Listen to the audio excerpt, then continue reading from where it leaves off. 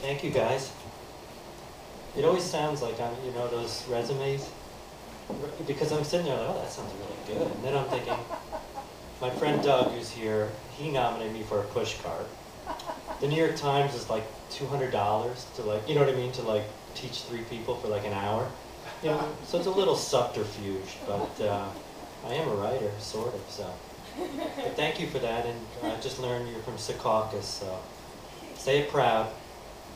And there's a lot of Jersey people, you know, you're from Jersey? Yeah, it's like something shameful, but maybe it is. So I'm John McCaffrey, thanks for coming. I was happy to be in this book, Flash Fiction Forward. It's actually the first story which I'll read tonight that I ever published, again by a teacher who ran he still does, a magazine called Fiction, which is a good magazine. And I was in his class and I wrote this story and he said, boy, this is great, I'm going to publish it. And I was like, wow.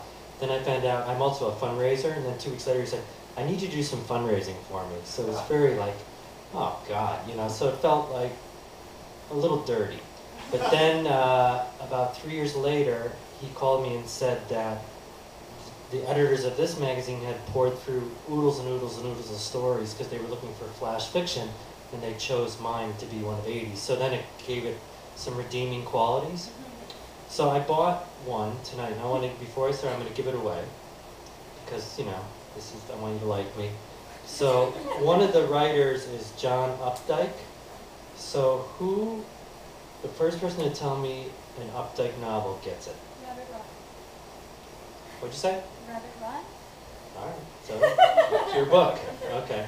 And I'll sign it, John Updike, you know, so I'll give it to you later, or you can have it, okay. So, flash fiction. That wasn't planned. I should have disqualified you, but there's one more you can buy, so, and it's good to support the bookstores. So flash fiction, not to belabor it, but it's got a little bit of similarity with poetry, in that it's a little bit about rhythm, it's a little bit about tone, words count, and there's a lot left out. And basically, I actually teach flash fiction, so I looked it up in Wikipedia so I could have an answer to it. And I have a couple of my students, but really I think the essential thing is you're describing a moment. Whereas a short story, you need to kind of have a beginning, middle, and end. You do in flash fiction, but it can all be one plop, like pudding. You know, it's fast, you eat it and it feels good. It might not be good for you, but you're happy while you're doing it. So that's my explanation. So I'm going to read you 2 flash pieces. I'll read the piece that's in flash fiction, and then a piece I wrote kind of after that, which kind of goes with it in some ways, because both pieces revolve around my now wife, who is still married to me, so this is good. And my last thing I'll read, 3 pieces, is a new story, which is a conventional story that my friend Doug inspired me to write. So here's words. Here's the story that's in here. It is in her apartment, with her gone for pizza, that he finds himself alone and prying, looking around and admiring her tastes, her choices in furniture, her decorative abilities. It is a geometric apartment, all angles and edges. She is an accountant, and the home speaks of economy and order. But it is also soft, the colors warm, dark, with bits of highlights. Like her, he decides. He likes her things, her leather couch, television, computer. He feels comfortable in the space.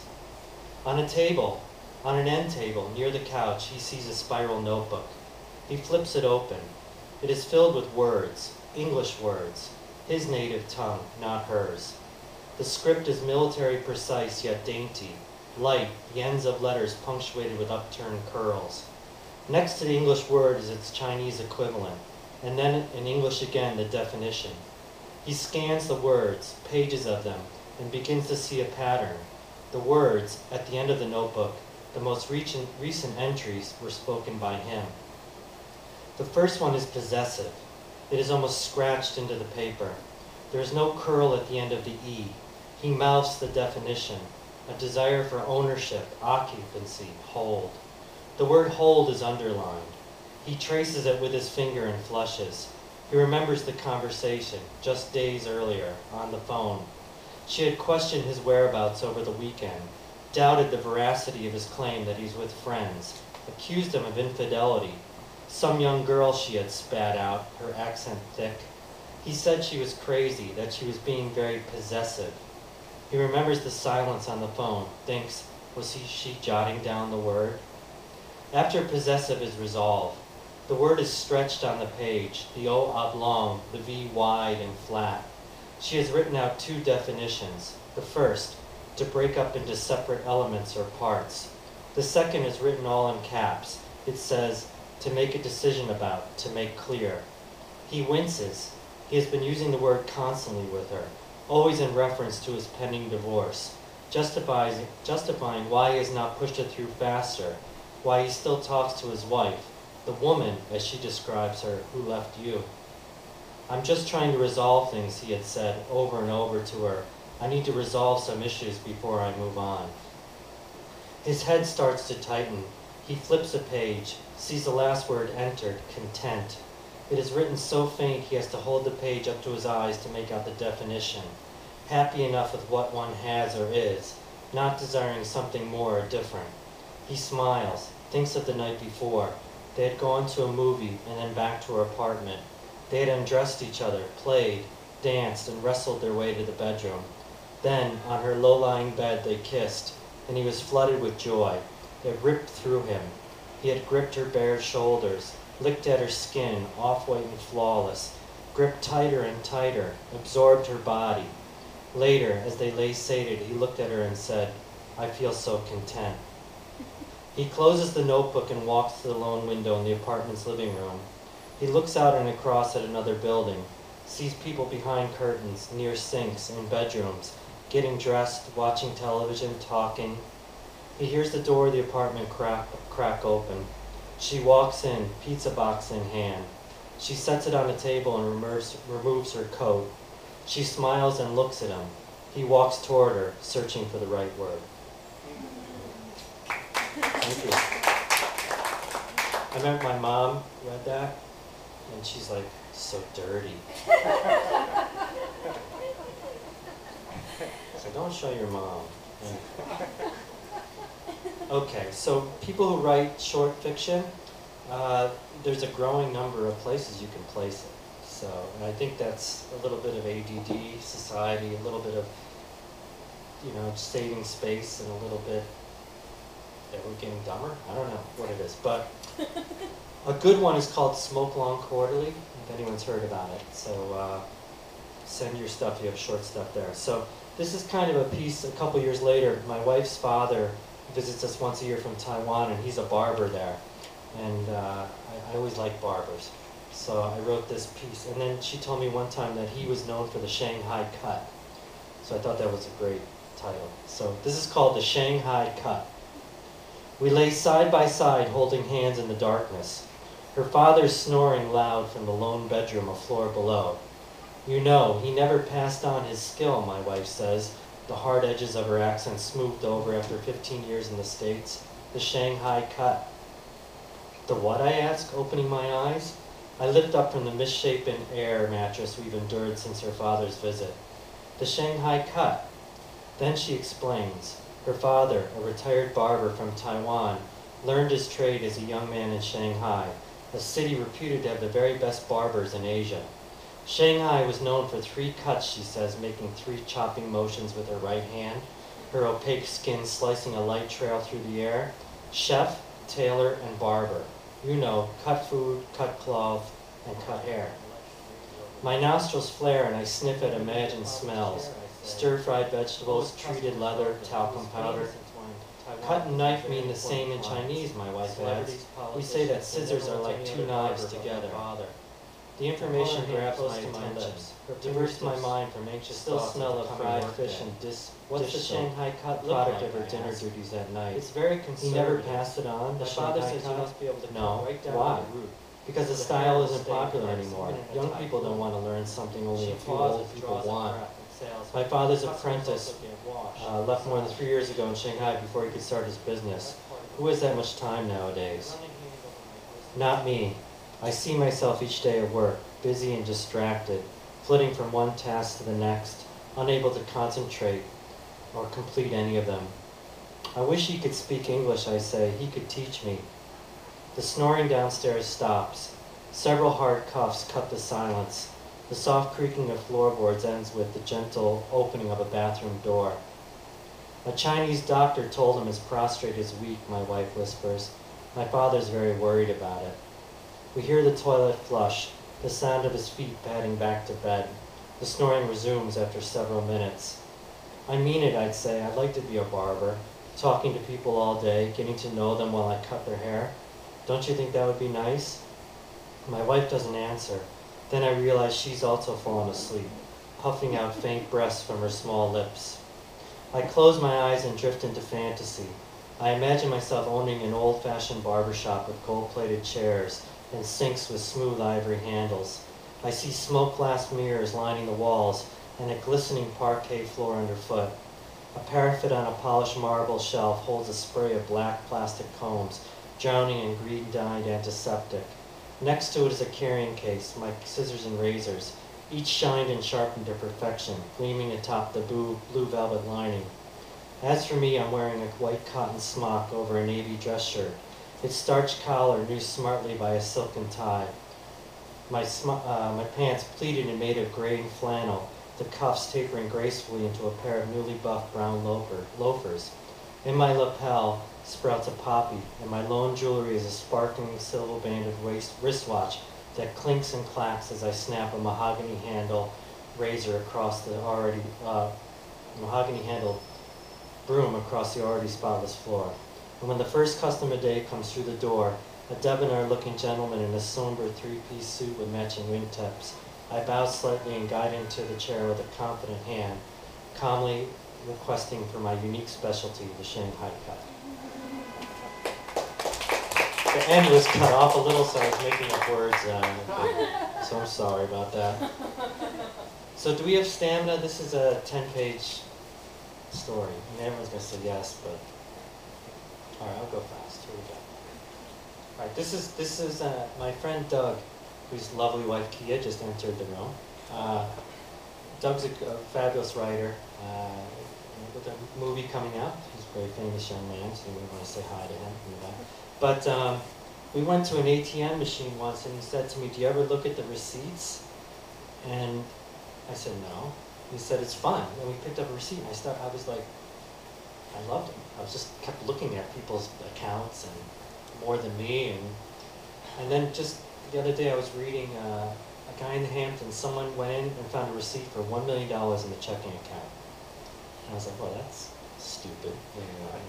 So I wrote this story from that, but it evolved a little different, and I think it's a little bit about a bookstore, so I'm going to read it. So it's called Bookmark. Like most men who find themselves left by a woman they still desire, Byron developed odd obsessions to fill the void. Not long after separating from his wife, who had an affair with and then moved into the apartment of a younger male coworker, he began collecting discarded transaction receipts from automated banking machines. It started one day when an attractive woman ahead of him at an ATM left her receipt dangling from the slot. He pulled it out and on impulse scanned the balance, $3.16. The low amount surprised him because of the quality of her dress. She was quite fashionable and well put together in knee-high black leather boots, a denim mini, and an expensive-looking white blouse. Perhaps, he considered, she kept her money in savings, using her checking account for small transactions, fun money to splurge at cafes and salons. He doubted she ever had to pay for a drink or a meal. She was certain to have a boyfriend, or perhaps she was the mistress of a married man. He did not see a wedding or engagement ring on her finger. A sugar daddy who kept her hooked with tiny yet steady allotments of capital. He even considered for a moment she was a high-paid escort run by a former Wall Street hustler, a college and plump madam who invested the bulk of her earnings in gold futures and foreign currency. Byron, to his surprise, pondered the state of the woman's meager balance the rest of the day and into the night. It was a wonderful way to pass the time, imagining the different scenarios that would cause her to have only $3.16 in her account. So much that for the first time since his split with his wife, he had spent hour upon hour not feeling lonely, sorry for himself, or angrily bored. and so he was hooked. He began to invent excuses to get money from ATMs, withdrawing $20 at a time and spending it fast so he needed to withdraw more. I do that, I knew. Of course, what he really was after were discarded receipts, which, if no one was looking, he would scoop off the floor and lift from wastebaskets. He found his best harvest came on Friday evenings, when people deposited paychecks and withdrew money for the weekend, back and forth transactions that resulted in a flurry of receipts. He would score up to 20 or 30 sometimes, laying them out later on his kitchen table as if they were a deck of cards and he was playing concentration.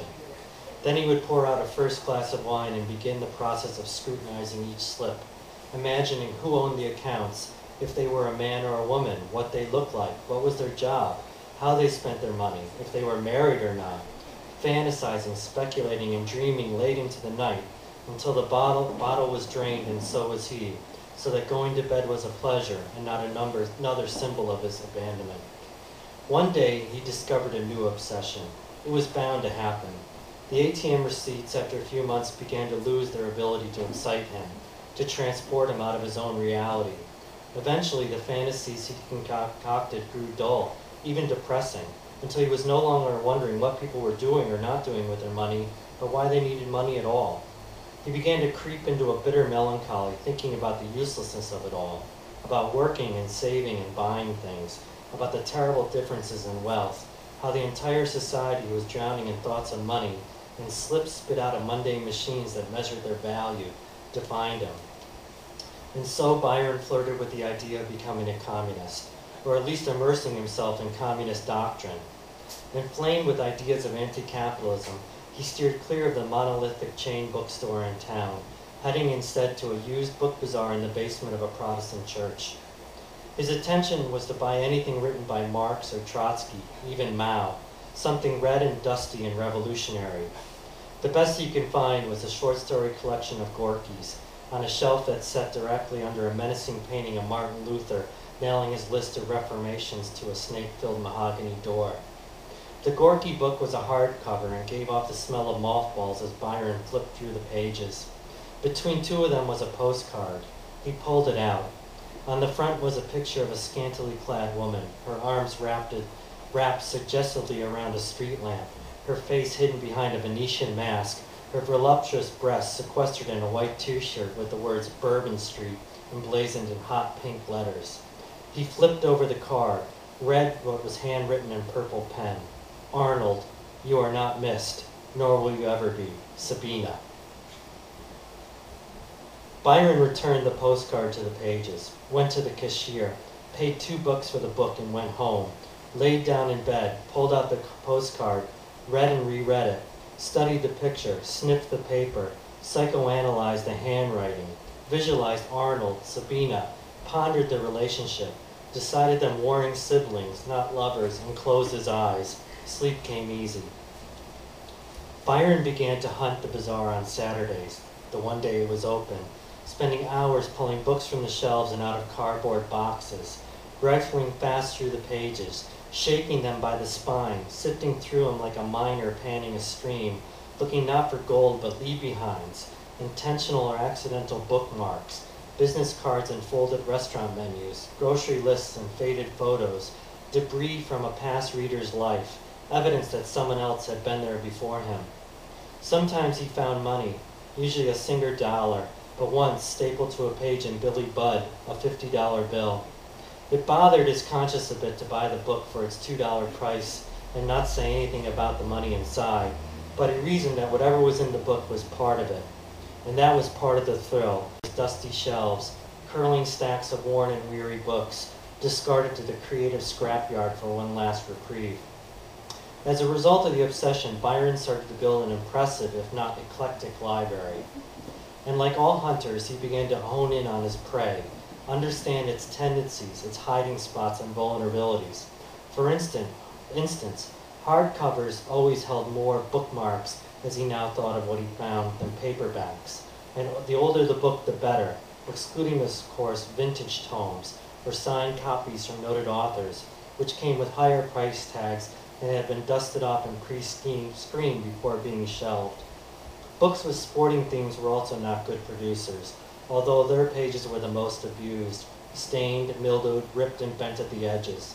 And while cookbooks were always good for a wayward grocery list or food coupon, gardening text provided more interesting fare. The pages themselves often used as a pseudo-notebook.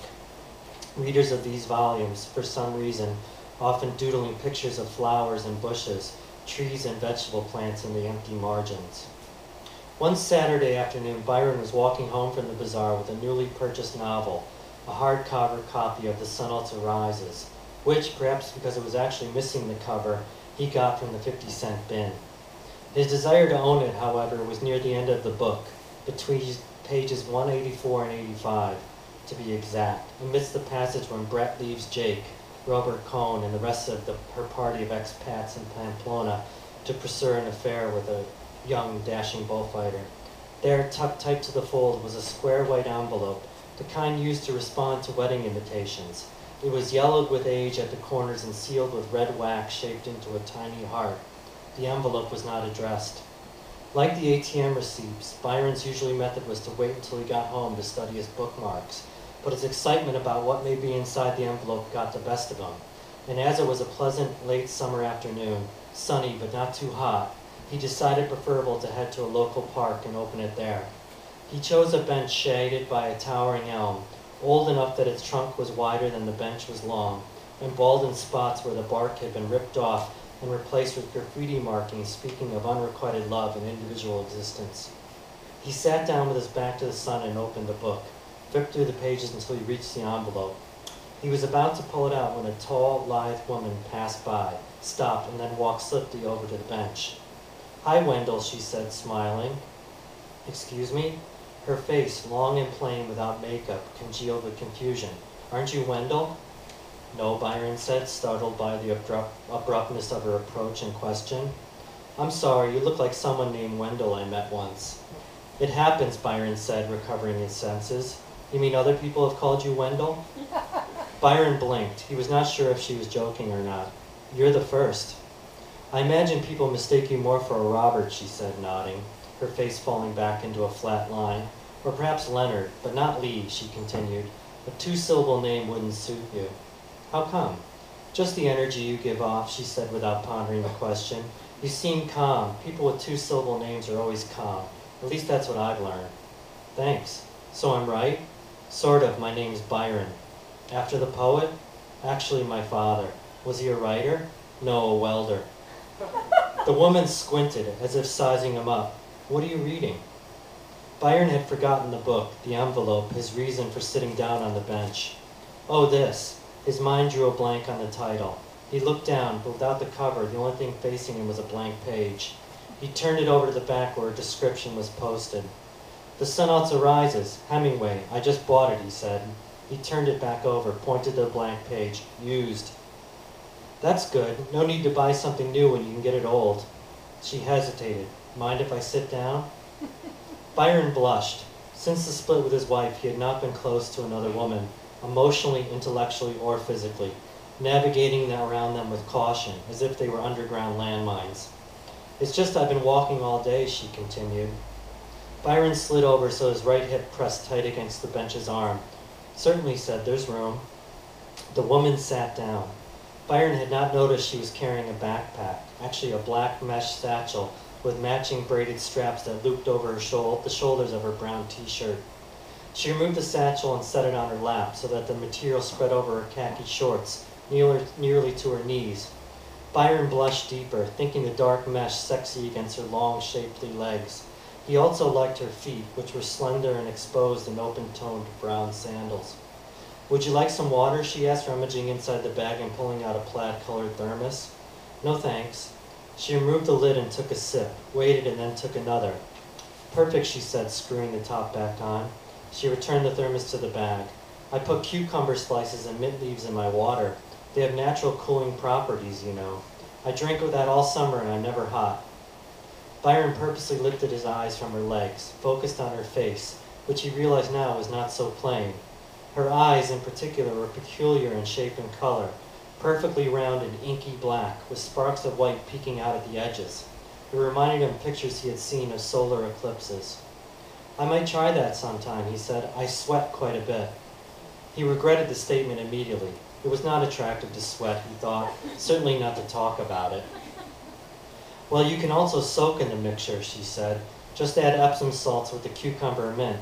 That's what I do, sit back with a glass of wine and lay for hours in the bath before bed. Byron felt as if his ears were going to burst. He was blushing so hard. He turned away and coughed into his hand. Are you okay? Just something in my throat. Are you sure you don't want any water? No, thank you. They were silent a moment. Byron found the break in conversation uncomfortable and scoured his brain for a suitable topic to keep it going. Do you live nearby? He asked. She nodded. I let a room in a house next to the church across town. Byron held up the book. That's where I bought this. That's right, she said. They sell books in the basement. Do you go there often? Byron saw an opening to discuss his obsession, his recent purchase, the sealed envelope inside the book, but pulled back. Only when I need a book. Are you an avid reader? Byron hesitated. He realized he did not want to lie to this woman. More, I just like books, what's inside of them. That's cool. You can learn a lot about yourself from reading. Byron took in a deep breath, exhaled. His wife always critiqued him for being too passive, accused him of being a counterpuncher in life, someone who reacted rather than initiated. He remembered their first date when he asked if he could kiss her, and she had surprised him with an angry response, explaining that a man never asked to kiss a woman, he just did it. He blew out another stream of air. Would you like to meet me there sometime, he said. I mean, the book bazaar at the church. Maybe next Saturday, then we could take a walk after, come back and sit here if you like, or go get a coffee. She hesitated. Are you single? Yes, I mean, I'm separated. Children? No. Do you want to get back with your wife? Byron paused. I'm not judging you, she continued. It's just that I have this thing where I'm attracted to solitude. Maybe it's my obsession. I'm drawn to men who are comfortable being alone. I found that there are two kinds. One type likes to be alone because they like to be alone. It's part of their nature. The other is forced into solitude by loss. I've failed in relationships with both kinds. The men who like to be alone want to be alone, meaning they didn't mind being with me now and again, but they couldn't make any meaningful commitment to a relationship, because that goes against their loner DNA. And the men I've been with who are isolated because of loss, once the pain of that goes away, once they get back on their feet, they lose their need for solitude. They want to be part of the world again. They need to be social, making them, at least in my eyes, unattractive. So I break up with them, causing them a similar pain that they just got over. She paused, inhaled, and exhaled through her nose. So you see the problem. I don't want to get hurt or do the hurting. Byron smiled. Her revealing made him feel somewhat more confident. So you're single? Yes, she said with a laugh, I am. And your name? She laughed again. Didn't I tell you? No. It's Emily, 3 syllables. Do people with 3-syllable names have a characteristic as well? I think we're unfinished, she said seriously. We need one more beat to become an even 4, to become complete. You sound like a numerologist. Actually OCD, but I'm working on it. So you'll meet me next Sunday? Emily stood. She looped the satchel over her shoulders and smiled. How about noon, Byron pressed. 2 is better. Okay, 2. So I'll see you then. Emily waved goodbye and walked away, her stride easy and controlled, the satchel bouncing lightly against the small of her back as she moved. Byron lingered on the bench. He could not believe he had just asked a woman on a date, and that she had accepted. After some time, he returned his attention to the book in his hand, to where the envelope was quartered. He pulled it out and fingered the wax seal, the tiny red heart. He was about to break it open when his eyes caught on a sentence on the page. Together we walked down the gravel path in the park, immersed in the words, to get lost in the action, in the lives of the characters, to be drawn into the fantasy, not to create it. He slipped the envelope back into the fold and flipped to the front of the book. There was still enough light to read by. He began with the first sentence. Thank you very much. It's long, so thank you for listening. Okay, so I am done. And I'm going to go to the bench and cry for a little while. Thank you, guys.